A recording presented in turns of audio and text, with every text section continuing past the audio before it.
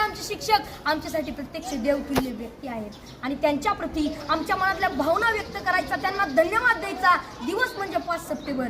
चिखलाच्या गोळ्याला आकार द्यावा लागतो, सोन्याला सुद्धा भट्टीत तापावं लागतं, दगडापासून जर मूर्ती घडवायची असेल तर त्याला सुद्धा टाकेचे गाव सोसावे लागतात. आणि तसंच जर मनुष्य नावाच्या प्राण्याला सुसंस्कारी माणूस घडवायचा असेल ना, बनवायचा असेल ना, तर त्यासाठी शिक्षण आणि शिक्षक दोन्ही गरजेचे असतात.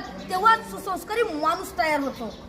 जगावर राज्य करणारा इंग्लंड हा देश आहे आणि या देशाच्या सांस्कृतिक परंपरेने त्यांच्या देशातील शिक्षकांना राष्ट्रपतींइतका सन्मान आणि दर्जा दिला जातो आणि म्हणून तर ते जगावरती राज्य करतात. ज्याला क्रिकेटचा देव मानलं जातं तो मास्टर ब्लास्टर सचिन तेंडुलकर. त्याला प्रसार माध्यमांनी प्रश्न केला की तुम्हाला एवढी बक्षीस मिळाली, तेवढे पुरस्कार मिळाले, तर त्यातलं तुमच्या आवडीचं बक्षीस कोणतं? तेव्हा सचिन तेंडुलकरने सुंदर उत्तर दिलं. ते म्हणाले, मला एवढी बक्षीस मिळाली, मला एवढे पुरस्कार मिळालेत, अहो एवढेच काय, मला सर्वोच्च पुरस्कार भारत रत्न मिळालाय, पण त्यातलं माझ्या आवडीचं बक्षीस कोणतं असेल ना, तर ते म्हणजे मला माझ्या आचरेकर सरांनी दिलेली शाबासकीची थाप.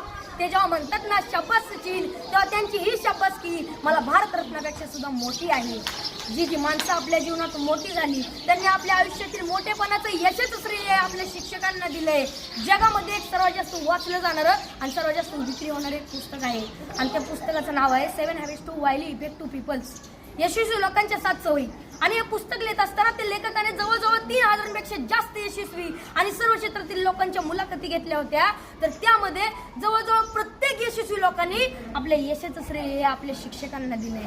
मनाच्या मोठेपणाचं सर्वात मोठं उदाहरण आपल्या शिक्षकांनी आपल्याला केलेल्या सहकार्याबद्दल कृतज्ञता व्यक्त करणे आणि मनाचा सर्वात मोठा खोटरडेपणा आहे की आपल्या शिक्षकांनी आपल्याला दिलेल्या ज्ञानाबद्दल जाण आणि कृतज्ञता नसणे. अशी माणसं फार मोठी होत नाहीत आणि पुढे जाऊन ती तोंडावर पडतात. असंच एका मनाच्या मोठेपणाचा एक मोठा प्रसंग या ठिकाणी मला सांगावा असं वाटतो.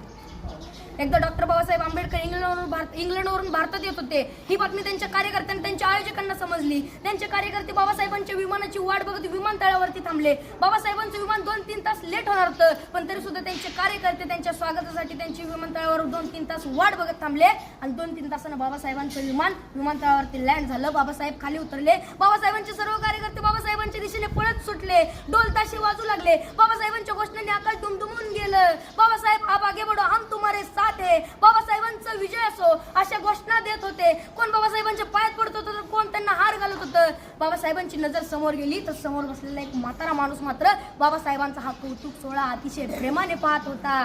बाबासाहेबांनी गर्दी बाजूला सारली आणि तडकन त्या म्हाताऱ्या माणसाकडे गेले आणि आपलं डोकं त्या म्हाताऱ्या माणसाच्या पायावर ठेवलं. त्या क्षणी सर्व लोक आश्चर्यचकित झाले. एवढे मोठे प्रखंड पंडित डॉक्टर बाबासाहेब आंबेडकर या म्हाताऱ्या माणसाच्या पाया का पडताय? त्या क्षणी बाबासाहेब म्हणाले,